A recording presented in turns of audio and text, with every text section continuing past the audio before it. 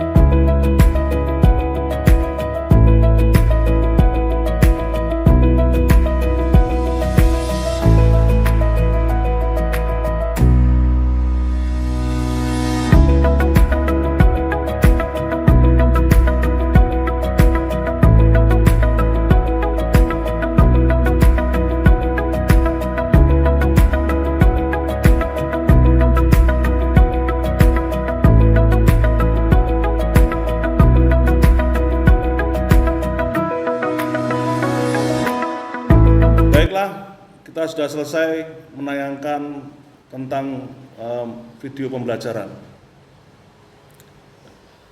Ada yang ngantuk? Kenapa? Nanti malam habis haul. Oh, habis haul. Ya wis. Wudu dulu ya, wudu dulu. Oke. Nah, anak-anakku sekalian, bahwa pengertian Al-Qur'an secara istilah, menurut Imam Khudoribe, Al-Qur'an adalah firman Allah yang berbahasa Arab yang diturunkan kepada Nabi Muhammad SAW untuk dipahami isinya dan selalu diingat, yang disampaikan dengan cara mutawatir. Apa itu mutawatir? Berkesinambungan, terus menerus, tanpa putus, itu mutawatir. Kemudian yang ditulis dalam mushaf, yang dimulai dengan surat Al-Fatihah dan diakhiri dengan surat An-Nas. Yang menarik di sini adalah pengertian Al-Quran menurut Syekh Subki Sholeh. Beliau mengatakan Al-Quran adalah kitab Allah yang mengandung mukjizat, yang diturunkan kepada Nabi Muhammad SAW, yang ditulis di dalam mushaf, yang disampaikan dengan cara mutawatir dan bernilai ibadah bagi yang membacanya. Nah, ini nih sebagai mukjizat dan bernilai ibadah bagi yang membacanya. Ini nggak ada di pengertian Al-Quran di imam-imam yang lain. Nah, kemudian sekarang saya bertanya kepada kalian. Nanti yang bisa angkat tangan. Definisi Al-Quran secara bahasa menurut Imam Al-Farra. Angkat tangan. Silakan. Menurut Al-Farra berasal dari lafaz qoro'in, bentuk jamak dari qarinah berarti petunjuk atau indikator. Betul. Berarti petunjuk atau indikator. Kemudian ada yang bertanya? Silakan. Dari sekian pendapat tentang pengertian Al-Quran secara bahasa menurut para imam, mana yang lebih diunggulkan? Yang lebih diunggulkan adalah pendapatnya Imam Al-Lihiyani. Imam Al-Lihiyani yang berarti bahwa Al-Quran itu adalah bacaan. Dari 5 pendapat yang disampaikan tadi, maka yang diunggulkan adalah pendapatnya Imam Al-Lihiyani. Apa Imam Al-Lihiyani tadi? Definisinya apa?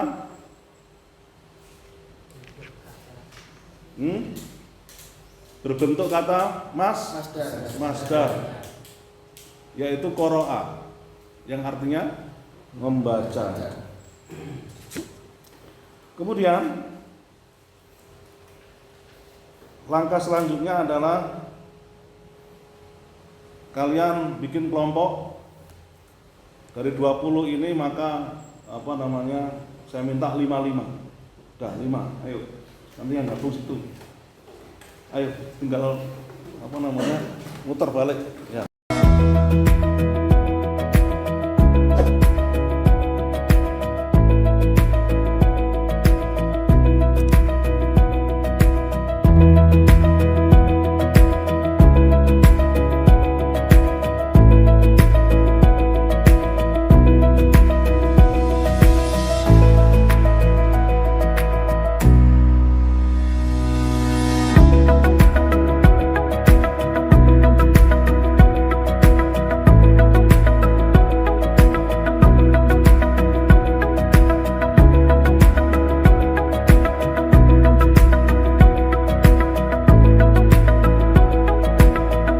Waktu untuk berdiskusi selesai.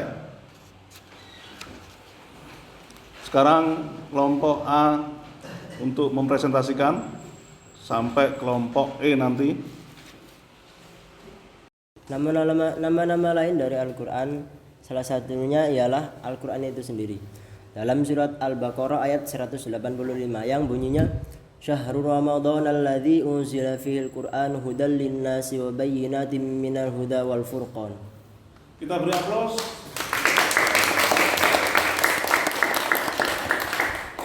Selanjutnya adalah pembacaan kesimpulan di akhir pembelajaran kali ini, yaitu tentang Al-Quran adalah wahyu Allah.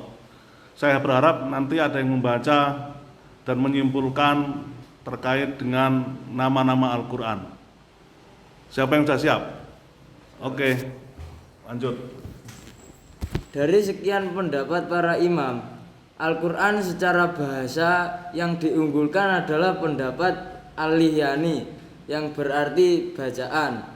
Kemudian menurut arti istilah semua pendapat diunggulkan, tetapi yang paling menarik adalah pendapat Syekh Subhi Soleh, yang mana membaca Al-Quran itu dinilai sebagai ibadah.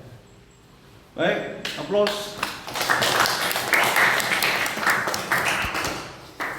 Terakhir, sebelum masih ada waktu berapa itu? 25 menit ya. Masih ada waktu 25 menit kita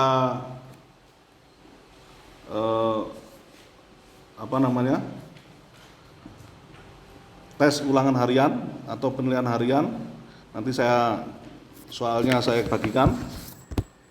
Waktu pengerjaannya 25 menit.